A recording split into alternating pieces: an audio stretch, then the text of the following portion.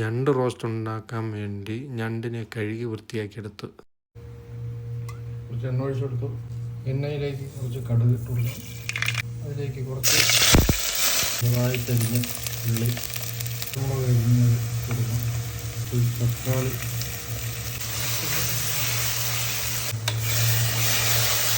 അതിലേക്ക് കുറച്ച് മല്ലിപ്പൊടി, കാശ്മീരി മുളക്, കുറച്ച് മഞ്ഞൾപ്പൊടി, കുറച്ച് കുരുമുളക്, കുറച്ച് മസാല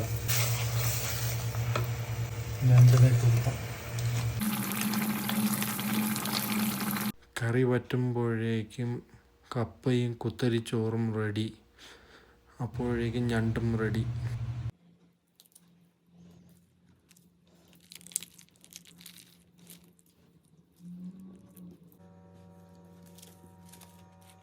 എങ്ങനെയുണ്ട്? സൂപ്പർ.